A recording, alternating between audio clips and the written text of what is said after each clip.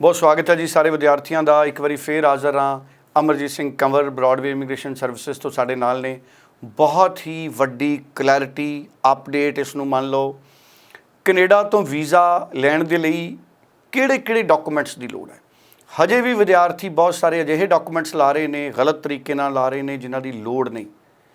किहड़े-किहड़े document लगने ने, बहुत वड्डी क्लैरिटी है और वीज़ा मिलण दे चांस बहुत ज़्यादा वधणगे। पूरी क्लैरिटी अमरजीत सिंह कंवर साडे नाल सांझी करनगे। कंवर साहब करियो विस्तार। सो कनाडा को लेके अगर आपने वीजा हासिल करना है तो कौन से डॉक्यूमेंट्स जरूरी हैं।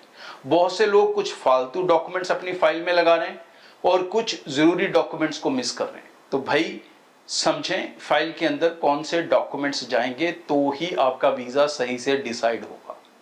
तो नंबर 1 सबसे पहले हम करते हैं एजुकेशन की बात।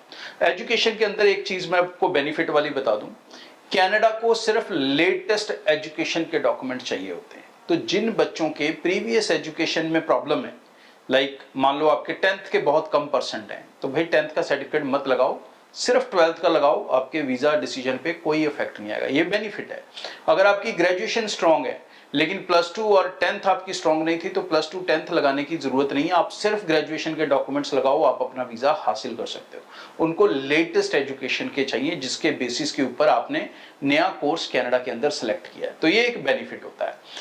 बाकी के डॉक्यूमेंट्स के ऊपर आपको ध्यान देना होगा, जिसमें आल्स पीटी का सर्टिफिकेट, उसमें मैंने स्कोर कितना चाहिए ये मैं आपको बता चुका हूं। पिछले जो शो था कल वाला उसमें मैंने डिटेल में बताया था कि कितने परसेंटेज कितना स्कोर होना चाहिए आपका ईच सब्जेक्ट वाइज, ताकि आप सही से अपनी फाइल लगा सके। तो ये चीज़ आप वहाँ से नोट कर लें, दोबारा रिपीट नहीं करना चाहता मैं।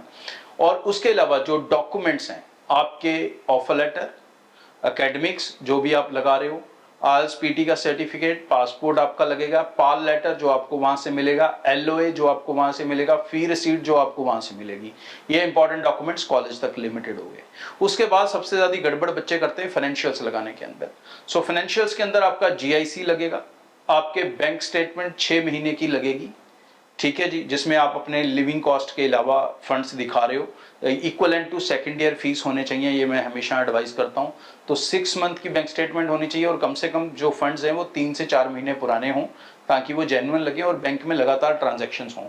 मतलब एजेंट के जुगाड़ किए हुए फंड्स लगाने की कोशिश ना करें, उसमें आपको सक्सेस रेट नहीं मिलेगा। एफडीज अगर पुरानी है तो लगाएं, लेटेस्ट बना के लगाएंगे नहीं मिलेगा।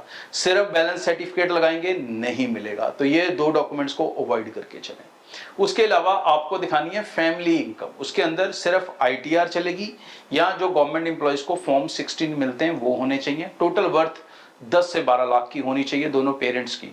अब बहुत लोग सीए रिपोर्ट्स लगाते हैं, जे फॉर्म्स लगाते हैं, या ऐसे डेयरी फार्म सर्टिफिकेट फलाना डमकाना, नॉट रिक्वायर्ड, नहीं जरूरत है। अपने एक्सपीरियंस सर्टिफिकेट लगाएं, जो भी आपका गैप था उसको जो भी फिल करने के लिए आपने दिया है। और सबसे इंपॉर्टेंट बात अपना एसओपी। बहुत सारे बच्चे मैंने रिसेंटली ऐसे देखे जिन्होंने कहा जी एजेंट ने कहा एसओपी लगाने की जरूरत नहीं है, आप पहली बार फाइल लगा रहे हो, क्यों लगाना है एसओपी। भाई एसओपी चाहिए, it's a statement of purpose कि आप कनाडा क्यों पढ़ने जा रहे हो, आप कनाडा यही कोर्स करने क्यों जा रहे हो, आप कनाडा इसी यूनिवर्सिटी या कॉलेज में क्यों जा रहे हो, आप कनाडा ही क्यों जा रहे हो, आप कनाडा अपने रहने खाने पढ़ने का प्रबंध कैसे करेंगे, ये और ये पढ़ाई करके आपको फ्यूचर में क्या बेनिफिट होने वाले हैं, ये सब एसओपी में है। और अगर यही मिसिंग है तो visa officer how could trust you, उसको पता ही नहीं लगेगा आपके गोल्स और एम्स क्या हैं इस फाइल को लगाने के लिए। सो इन डॉक्यूमेंट्स के ऊपर अगर आप खास ध्यान देंगे दोस्तों, तो आप अपने वीजास में बेसिक गलती कम से कम नहीं करेंगे, जो बहुत लोग कर देते हैं और फिर दोबारा फाइल से लगानी पड़ती है। तो एक ही बार लगानी पड़ेगी, लेकिन सही से लगानी सीख लो, ये इंपॉर्टेंट है। अप्लाई चाहे ब्रॉडवे से करो चाहे कहीं और से, लेकिन अपनी फाइल की जिम्मेवारी खुद उठाकर चलो। सो बहुत बहुत धन्यवाद जी। 90238 90238 अमरजीत सिंह कंवर ਦੇ ਨਾਲ ਇਹਨਾਂ ਦੀ ਟੀਮ ਦੇ ਨਾਲ ਇਸ ਨੰਬਰ ਤੇ ਤੁਸੀਂ ਗੱਲ ਕਰ ਸਕਦੇ ਹੋ। ब्रॉडवे इमीग्रेशन सर्विसिज ਦੇ ਕਿਸੇ ਵੀ ਦਫ਼ਤਰ 'ਚ ਵਿਜ਼ਿਟ ਕਰੋ, ਸਕਰੀਨ ਤੇ ਨੰਬਰ ਹੈ, ਕੋਈ ਕਨਫਿਊਜ਼ਨ ਹੈ ਬਾਰ-ਬਾਰ ਫੋਨ ਕਰੋ, ਆਨਲਾਈਨ ਵੀ ਤੁਸੀਂ ਸੰਪਰਕ ਕਰ ਸਕਦੇ ਹੋ। Thank you so much.